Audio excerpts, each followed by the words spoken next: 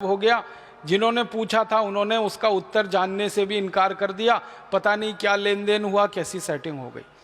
तो हमारे देश में करप्शन का लेवल इतना ऊंचा, भ्रष्टाचार का लेवल इतना ऊंचा, उस स्थिति में सरकार की तरफ से कोई प्रभावी काम नहीं हो रहा है इस दिशा में। और अगर नहीं हो रहा है तो क्या है, एक ही रास्ता बचता है, जो संवेदनशील और बुद्धिमान चिकित्सक हैं उनके सामने इस विषय को रखा जाए और शायद उसमें से कोई रास्ता निकाला जाए। यही एक अभीष्ट हो सकता है। इस दृष्टि से मैंने ये विषय आपके सामने उठाया। हमारे देश में जो फालतू की बेकार दवाएं बिक रही हैं, जिनको दुनिया के किसी देश ने बेचने से मना कर दिया। आपको एक जानकारी और देना चाहता हूं कि दुनिया में बांग्लादेश जैसे छोटे देश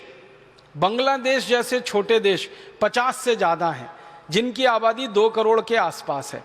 इन देशों ने भी इतने सख्त कानून बना रखे हैं कि वहाँ फालतू की गैर जरूरी दवाएं और ख़तरनाक दवाएं बिक नहीं पाती उनके बाज़ारों में।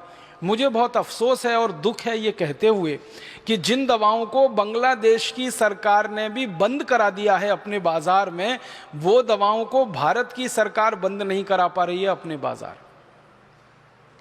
जिन दवाओं को नेपाल की सरकार ने बंद करा दिया है अपने बाजारों में फालतू और गैर जरूरी मानकर, उन दवाओं को भारत सरकार बंद नहीं करा पा रही है अपने बाजार।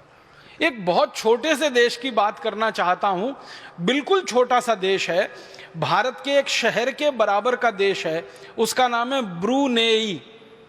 वहां पे प्रजातंत्र नहीं है, राजाशाही है। दुनिया में अभी भी कई देश हैं जहां पर राजा होता है। ब्रूनेई नाम का एक छोटा सा देश है, वहाँ राजाशाही चलती है। भारत में शायद हरिद्वार जिला ब्रूनेई से बड़ा होगा। तो ब्रूनेई जैसे देश ने अपने नागरिकों के लिए कानून इतना सख्त बना रखा है कि वहाँ कोई भी कंपनी गैर जरूरी दवा नहीं बेच सकती, फालतू दवा नहीं बेच सकती, खतरनाक दवा नहीं बेच सकती। तो जो दवाएं ब्रूनेई में बंद हैं, नेपाल में बंद हैं, बांग्लादेश में बंद हैं, ट्रिनिडाद टोबैगो में बंद हैं, अफ्रीका के कई देशों में बंद हैं, लैटिन अमेरिका के देशों में बंद हैं, यूरोप और अमेरिका में तो बहुत सालों से बंद हैं, वो दवाएं भारत में धड़ल्ले से बिक रही हैं और हज़ारों करोड़ रुपए का उनका मुनाफा है उन दवाओं का, और लोग उनको खा रहे हैं और मौत की नींद में सोते चले जा रहे हैं। हमारे देश की सरकार ने 63 साल की आज़ादी में जितनी भी कमेटियां बनाई हैं दवा के क्षेत्र में कोई निष्कर्ष निकालने के लिए, सभी कमेटियों का एक निष्कर्ष कॉमन है, वो ये कि भारत में गैर जरूरी, खतरनाक और बेकार की दवाएं खाकर जितने लोग मर जाते हैं, उतने लोग तो शायद इस देश में अपनी स्वाभाविक मौत नहीं मरते होंगे। ये सभी कमेटियों का निष्कर्ष है। और हर कमेटी ने भारत सरकार से एक ही बात कही है कि जल्दी से जल्दी सरकार इनके ऊपर पाबंदी लगाए, क्योंकि लोग जितने ज़्यादा बीमारियों से मर रहे हैं, शायद उससे भी ज़्यादा गैर जरूरी और खतरनाक दवाएं खाकर मर रहे हैं। ये भारत की स्थिति हर कमेटी ने अपने निष्कर्ष में व्यक्त की है।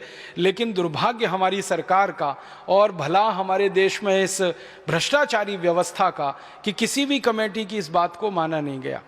मैं कुछ दवाओं के नाम आपको सुनाना चाहता हूं जिनको दुनिया भर की सरकारों ने बंद कर रखा है, जिन दवाओं को कोई खरीदता नहीं, दुनिया में बेचता नहीं। उनके अपने देशों में जहाँ की ये कंपनियाँ हैं वहाँ भी ये दवाएँ बैन हैं, और 1-2 साल से नहीं, 20-20 साल से बैन है, 30 साल से, 40 साल से बंद हैं। वो दवाएं भारत में धड़ल्ले से बिक रही हैं, हज़ारों लाखों करोड़ों रुपए का व्यापार चल रहा है। कुछ नाम सुनाता हूं आपको। एक दवा है, उसका नाम है बाईप्राइड। ये दुनिया में Ireland, Philippines, Oman, America, Argentina, Colombia, Germany, Britain, Canada, Brunei, Japan, संयुक्त अरब अमीरात, अबू धाबी जैसे 85 देशों में बैन है ये दवा, लेकिन भारत में धड़ल्ले से बिक रही है। इसी तरह से सीफेक नाम की एक दवा है, सिपिड नाम की एक दवा है, सीसा है, फिर सीसा प्राइड है, फिर सीसा नॉर्म है, फिर सीसा प्रो है, फिर सीसा वॉल है, फिर एस्प्राइड है, फिर एस्प्राइड एमपीएस है, फिर कैनोप्राइड है, फिर मोटेन है, फिर मोटिलैक्स है, फिर मोटिकेयर है। ऐसी पूरी लंबी सूची है, 1-2 नहीं, हज़ारों दवाओं की जो भारत में धड़ल्ले से बिक रही। और हमारे देश की संसदीय समितियों ने समय समय पर सरकार के सामने ये रिकमेंडेशन किया है कि इनको बंद कर दीजिए, तत्काल बंद कर दीजिए। सरकार कहती है हाँ अभी करेंगे, कल करेंगे, परसों करेंगे, साल भर होते हैं, 2 साल होते हैं और फिर भी